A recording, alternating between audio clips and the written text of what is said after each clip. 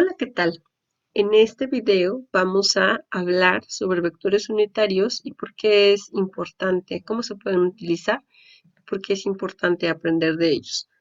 Les sugiero que tomen notas porque es un tema de importancia para las ingenierías. Y está muy relacionado con el tema del siguiente video que vamos a ver. Entonces, primero vamos a leer qué tenemos aquí. Vectores unitarios. Un vector unitario es un vector que cumple con los siguientes requisitos. Es adimensional. Su módulo es siempre 1.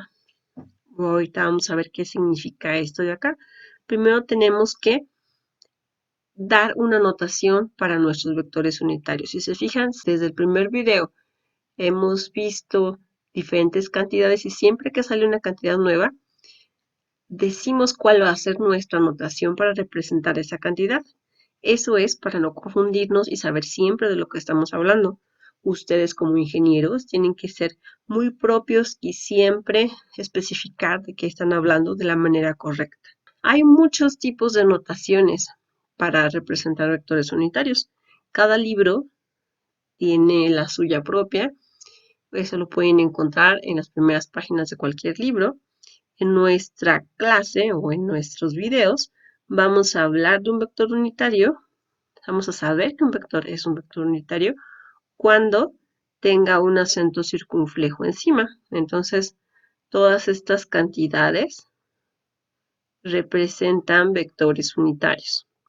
Otra vez, esta es solo una notación. Hay muchas distintas y sus profesores de otras materias utilizan otras. No pasa nada. Lo importante es que al principio de la clase todos sepan o les digan que la notación para vector unitario va a ser tal notación. Ahora bien, tenemos que un vector unitario debe ser adimensional y que su módulo siempre es 1. Si representamos un vector unitario con una flecha, ¿qué significará esto? Pues significará que la longitud de esta flecha, la longitud o módulo o norma o magnitud de este vector, esto siempre va a valer 1. Entonces, para cualquier vector unitario se tiene que cumplir esto. Su módulo tiene que ser 1. Y tiene que ser uno solito, sin unidades. Eso significa que sea adimensional. Si no se cumple esto, entonces el vector del que están hablando no es un vector unitario. De nuevo, estas dos características se reflejan aquí. Siempre que calculen el módulo de un vector unitario, tiene que darles 1. Y si no, no es un vector unitario. ¿Ok? ¿Recuerdan las tres características que tiene que tener un vector? Debe obtener un módulo, dirección y sentido. Pero si tratamos con un vector unitario, entonces sabremos que siempre esta cantidad va a ser 1. Su módulo es 1 y no tiene unidades. Entonces, un vector unitario, lo que es interesante es que la única información extra que pueden obtener es la dirección y sentido del vector. Eso es realmente lo importante. Ahorita vamos a ver por qué. Primero, antes de ver por qué, les voy a presentar a tres vectores unitarios que seguramente ya conocen, pero que vamos a nombrar ahora. Entonces tenemos nuestros ejes X, Y, Z. Vamos a presentar a los vectores unitarios I, J y K de la siguiente forma. El vector unitario I es un vector unitario que apunta en dirección de X. Es decir, este vector va a representar siempre una flecha de longitud 1 y sin unidades que apunta hacia el eje X. J es el vector unitario en dirección de Y. Es decir, representa una flechita de módulo 1 que apunta siempre en dirección a Y positiva. Y K es un vector unitario en dirección de z. Lo podemos representar aquí como una flechita cuyo módulo o longitud vale 1, que apunta en dirección de z. Estos tres son los vectores unitarios I, J y K. Se pueden decir muchas cosas al respecto, lo van a ver en otras clases. Para nosotros es suficiente saber que estos vectores son estos que están aquí. Vamos a escribir este es K. El azul es J y el rojo es I. Esto es muy útil porque con esta información ustedes pueden tener una forma extra para denotar cualquier vector. Entonces, habíamos dicho antes, si se acuerdan, que un vector, por ejemplo, A, en clases anteriores habíamos dicho que se puede representar de la siguiente forma, con sus componentes ordenados, primero X, después Y, después Z, y todo dentro de paréntesis triangulares. Esta es una forma de representar un vector.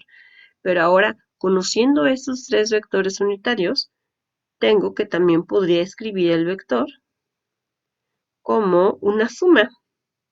Y esta suma, lo que me va a ayudar para identificar quién es X, quién es Y y quién es Z, es que X va acompañado por el vector unitario Y, más AY en dirección J, más AZ en dirección de K. Entonces, si se fijan, tenemos entonces esta nueva forma para representar un vector que realmente da la misma información de arriba, pero es nueva.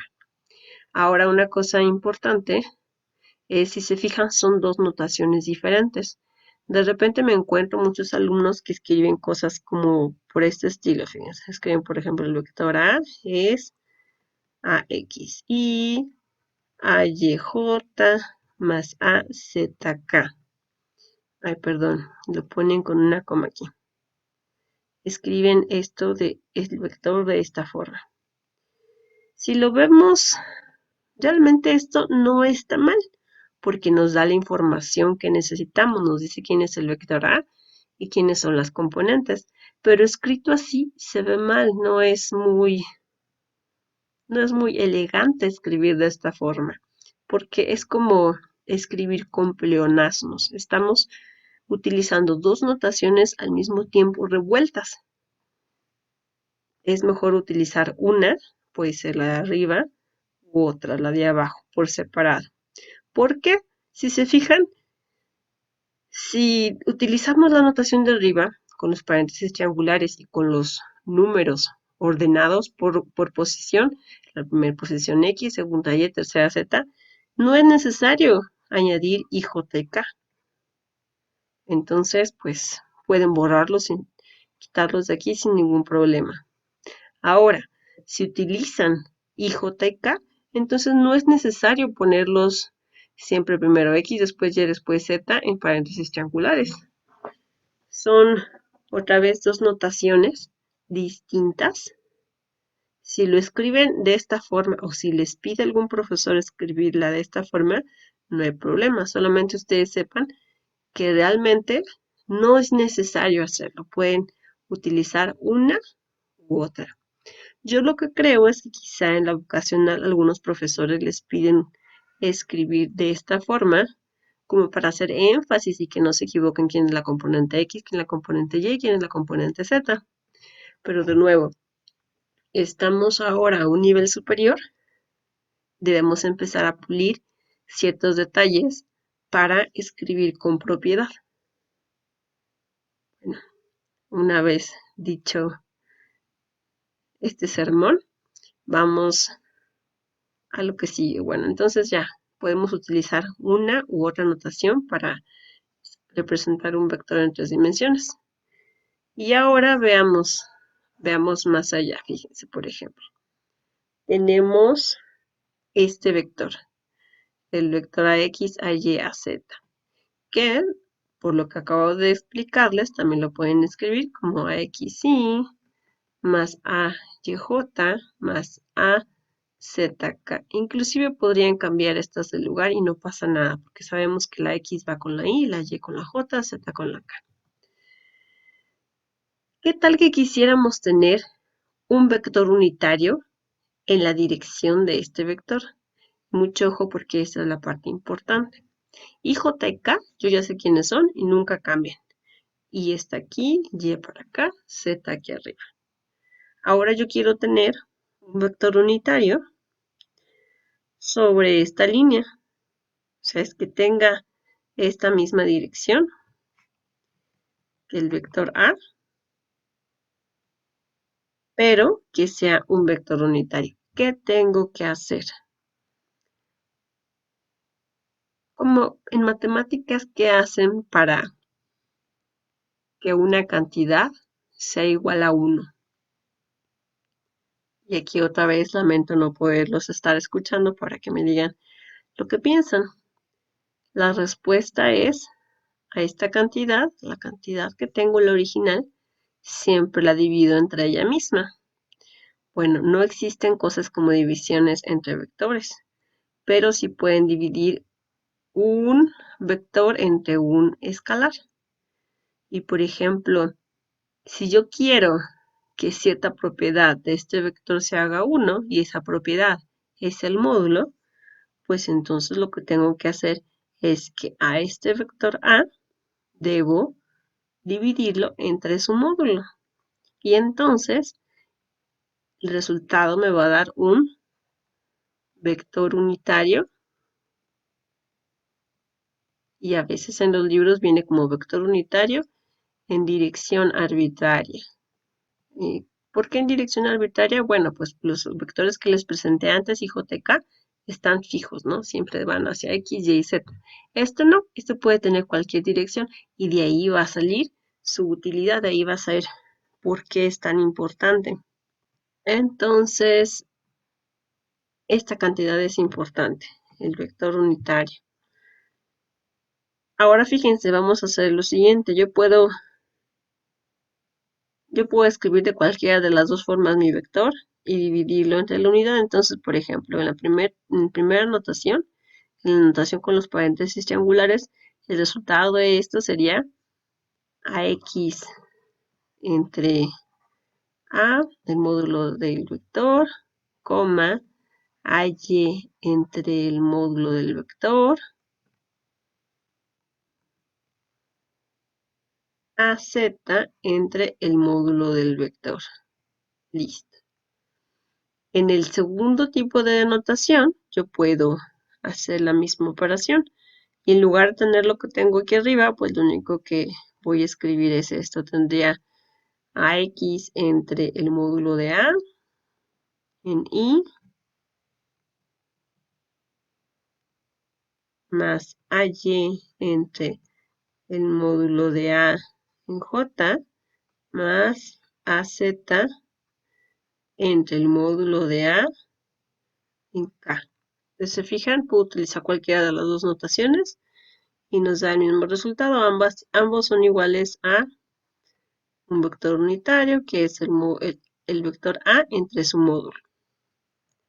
Ahora bien, vamos a ver qué información, qué hay de diferencia entre este vector y este otro.